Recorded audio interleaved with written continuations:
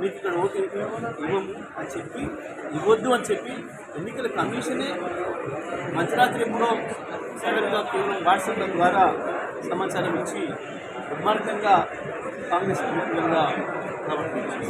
ప్రతి విషయంలో కూడా ఇదే పద్ధతిలో ఉంది ఎన్నికల కమిషన్. ఎక్కడ కూడా ఎన్నికల అక్రమాలపైన చోట చర్య తీసుకోలేదు. ఎన్నికలు ప్రారంభమైన రోజు నుంచి కూడా మా లీగల్ టీం కావచ్చు, మా ఇతర పార్టీ టీం వరుసగా రోజు 2-3 కాంప్లైంట్లు చెప్పినా కూడా ఏ ఒక్క చోట చర్యలు కనపడలేదు. ఈసారి పూర్తిగా ఈసీ కూడా కాంగ్రెస్ పార్టీ కలిసిపోయేది కనబడుతుంది. ఇందులో బీజేపీ పార్టీ సహకారం కూడా పూర్తి స్థాయిలో కనబడుతుంది. చూసి అర్థమవుతుంది.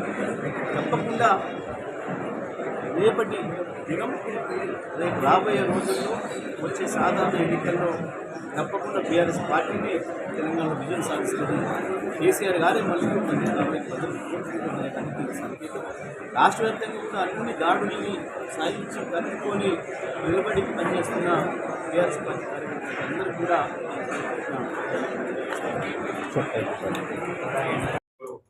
మేము చేసిన అభివృద్ధి కార్యక్రమాలే ఉన్నాయి. గత 2 సంవత్సరాల నుంచి ఎలాంటి అభివృద్ధి జరగలేదు అనే దాని మీద ఇక్కడ ఉన్న మేధావులు విద్యావంతులంతా మా బీఆర్ఎస్ పార్టీకి ప్రత్యేకించినందుకు వారందరికీ కృతజ్ఞత తెలియజేస్తున్నాం.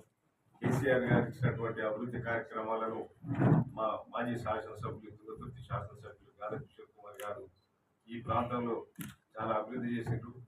వారిని గుర్తు చేసుకుంటే ఇక్కడ ఉన్న ప్రజలు మేము ఓట్లేకపోతే మీరు చేసిన పనులే కానీ ఇప్పుడు ఈ 2.5 సంవత్సరాలు ఏం చేయలేదన్నారు. వారికి ముఖ్యంగా గాలి కిషోర్ కుమార్ గారికి కూడా మేము కృతజ్ఞత తెలియజేస్తున్నాం.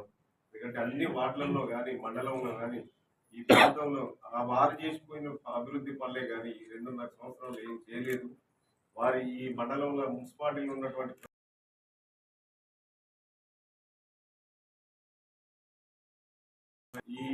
ఇక్కడ ఉన్న డబ్బులు కేసీఆర్ గారు ఇచ్చినటువంటి 30 కోట్ల రూపాయలు 2.5 సంవత్సరాల నుంచి అట్లే ఉంచుతారు. అవి తీసి ఏ బజార్లో దేనికి అవసరమో దాన్ని పరిశీలించి అంతా మా దగ్గర గెలిచినంత యువకులే.